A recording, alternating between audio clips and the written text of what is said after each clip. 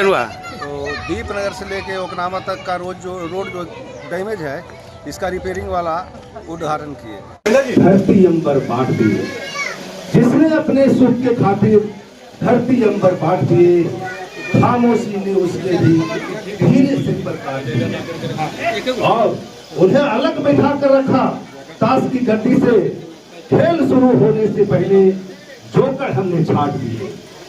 तो नमस्कार, मैं राज और आप देख रहे हैं अपना प्यारा चैनल हेलो नालंदा। भी मेरी मौजूदगी पचौरी पंचायत के ओकनामा गांव में है और मेरे साथ पूर्व मुखिया प्रदीप जी है।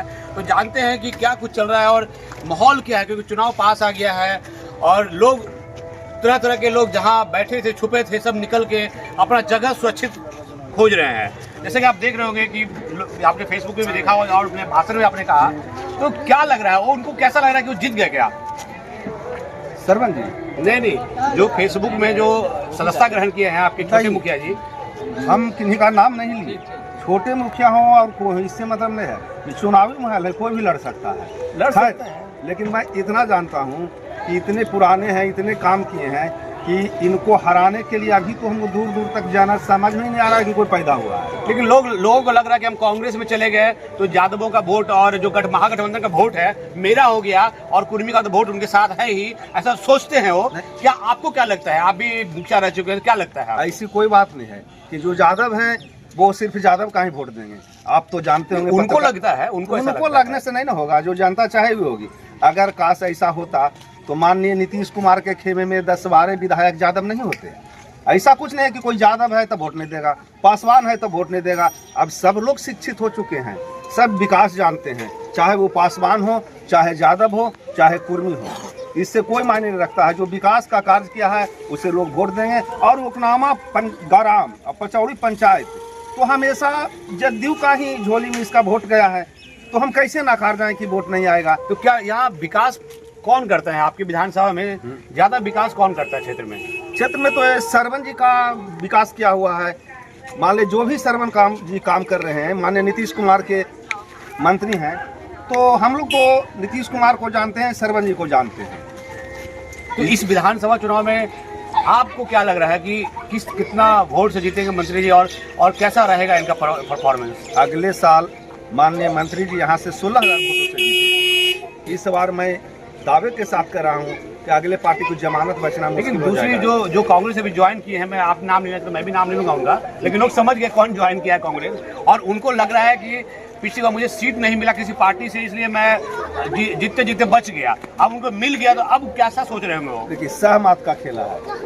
कोई भी लोग ऐसा है जो जिसको अपना घर का वोट नहीं आएगा वो भी दावे के साथ कहता है चुनाव है कि हम जीत रहे हैं, उनके कहने से नहीं होगी। आप पत्रकार हैं, देखते होंगे जनता की क्या हवा है। नीतीश कुमार इस धरती पर जब तक हैं, मुख्यमंत्री के रूप में उनकी मृत्यु भी होगी तो मुख्यमंत्री के सिंहासन पर बैठते हुए होगी, इसलिए इस पर विचार करना ही बेकार है। नालंदा विधानसभा की बात करो। रही बात नालंदा की बात, तो नालंदा की बात पूरे लोग जो हमारे विपक्ष के हैं वो कहते हैं कि काम ही नहीं हुआ, और बाहर बोलते हैं कि लोग सारे बोलते हैं कि जो काम हुआ है नालंदा में नहीं हुआ। अब इसका जवाब तो आप खुद ढूंढिए, ऐसे कैसे है, काम नहीं कैसे हुआ है। लोग कहता है कि नेता जीतने के बाद या मंत्री बन जाते हैं तो गायब हो जाते हैं क्षेत्रों से। क्या सरवन जी कैसे हैं? एकदम आपने सही कहा, जीतने के बाद सब गायब हो जाते हैं, लेकिन सरवन जी एक ऐसे शख्स हैं जो वो सरवन है जो कि त्रेता में पैदा हुए थे, बस वही सरवन जो यहाँ इस बार हैं। क्योंकि एक दिन भी ऐसा नहीं है कि क्षेत्र में नहीं रहते हैं, कोई दिन भी ऐसा नहीं। क्षेत्र के साथ साथ उनको पूरे बिहार का भ्रमण करना पड़ता है, उसके बाद भी हर दिन उस क्षेत्र में ही रहते हैं। अगर इस बात को कोई कहता है कि क्षेत्र में नहीं रहते हैं तो उससे बेवकूफ़ तो कोई होगा नहीं। हम समझते हैं कि उसको जो मन में आता है बोलते रहता है। आप लोग पूरे ग्रामीण हैं, क्या लग रहा है किस तरीके से इस बार वोट होगा? और जो आपने अभी अपने भाषण में कहा, कुछ लोग आएंगे जो भरमा देंगे आपको और भ्रमित कर देंगे, तो क्या उनके भ्रम में लोग फैल तो नहीं कहीं जाएंगे? जुगों जुगों से होता आया है। राम ने जब राजगद्दी संभाली तो उसको भी लोग बहुत अनर्गल बात बोला। अब इसकी क्या कीजिएगा, बोलने हर कोई विपक्ष, तो हम चाहते हैं कि कुछ लोग विपक्ष रहें। विपक्ष नहीं रहेगा तो मजा नहीं आएगा, मजा नहीं आएगा लड़ने में। हमसे कोई लड़ने वाला रहे ही नहीं तो मजा क्या आएगा। इसलिए विपक्ष बहुत तो लोग जरूरी है। कहते हैं कि मंत्री लोग जो है विकास सिर्फ चुनाव टाइम में कहते हैं। श्रवण के बारे में क्या कहना है आपका? अगर मंत्री जी चुनाव के टाइम में किए होते हैं, मंत्री लोग मतलब ये सब मंत्री की बात हम नहीं कर रहे हैं, ये नालंदा जिले की बात है और माननीय श्रवण कुमार जी की बात है। तो श्रवण कुमार ने सिर्फ चुनाव में ही नहीं, इसके पहले भी तो हम कह रहे हैं कि एक दिन वे नहीं बैठते हैं, हर रोज वे क्षेत्र में घूरते रहते हैं। और इनके पास चाहे कोई भी, ऐसा नहीं है कि हम जदयू कहीं तक गए, जब बुरा वक्त आता है तो दूसरे पार्टी के लोग भी जाते हैं, उनका काम भी करते हैं। यही कारण है कि ये जनप्रिय बने हैं। मेरे साथ ये प्रदीप मुखिया जी थे। इनका कहना है कि श्रवण जी अपने कामों से प्रिय बने हैं, न कि जाति के भागीदारी से। इनके पास पक्ष नहीं, विपक्ष के लोग भी अगर फंसते हैं मुसीबत में तो श्रवण जी के पास जाते हैं। और यही एक शख्स है नालंदा विधानसभा में जो सबका एक हल निकालते हैं और सबको मौका देते हैं कि चाहे आप मेरे पक्ष में रहे चाहे नहीं, आप मेरे वोटर हैं या नहीं है। जैसे उन्होंने बताया अपने भाषण में कि जो भी सरकार की नीतियां हैं और जो फ़ायदा हो रहा है किसी एक चिन्हित लोगों को नहीं हो रहा है, वो सारे समाज के लोगों को, सबको हो रहा है जो इस बिहार में रहता है। और यही एकमात्र ऐसे मंत्री हैं और विधायक हैं जो जीतने के बाद अपने क्षेत्र से गायब नहीं होते हैं, एकमात्र होंगे जो अब गायब नहीं होते हैं। इनको शायद पटना में मन नहीं लगता होगा, इनके आवास में जब ये बैठते होंगे कभी एक आधो दिन तो इनको लगता होगा छटपटी सा होता होगा, क्योंकि ये काम करने वाले व्यक्ति है, कर्मठ व्यक्ति है और कर्मठ व्यक्ति कभी बैठता नहीं है। तो ये आवास में बैठने वाला मंत्री नहीं है, अपने क्षेत्र में ही रहने वाला मंत्री है। विधानसभा खत्म होता है और ये नालंदा के लिए निकल जाते हैं। शायद इनके बॉडीगार्ड और ड्राइवर भी परेशान हो जाते होंगे कि नेताजी कितना घूमते हैं। तो ये तो जानने वाली बात है, लेकिन इसी बातों को लोग भरमा रहे हैं और चुनाव पास आ रहा है, लोग तरह तरह की भ्रांतियां फैला रहे हैं और अभी और भ्रांतियां फैलाएंगे।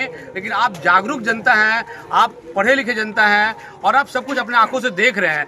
सबको इस भ्रम में ना फैलिए और जो आपको सही दिखता है कि जो विकास करेगा आपके नालंदा विधानसभा को, उन्हीं को वोट दीजिए। और एक वैसे व्यक्ति को आप जो ढूंढते हैं कि कभी भी उनके पास जाके बतिया लेते हैं, ऐसा मंत्री या विधायक संजोग से मिलता है तो ये आपके पास मौका है। कोई भी भरमाने का कोशिश करे तो इस मौके को ना खोने दीजिए, क्योंकि एक बार एक ऐसा मंत्री या विधायक अगर आपके क्षेत्र से गायब हो गया तो आपके क्षेत्र को कोई ताकने वाला नहीं रहेगा, आपके क्षेत्र की जो समस्या है उसको कोई सुनने वाला नहीं रहेगा। क्या सर गलत बोल रहा है? अगर श्रवण जी यहाँ मान लीजिए कुछ होता है तो क्या कोई इस क्षेत्र को ताकने वाला रहेगा? नहीं। जो दूसरा पक्ष है उनके पास इतने उपद्रवी लोग हैं, क्या इसको सही से रहने, शांति से रहने देंगे क्या? नहीं।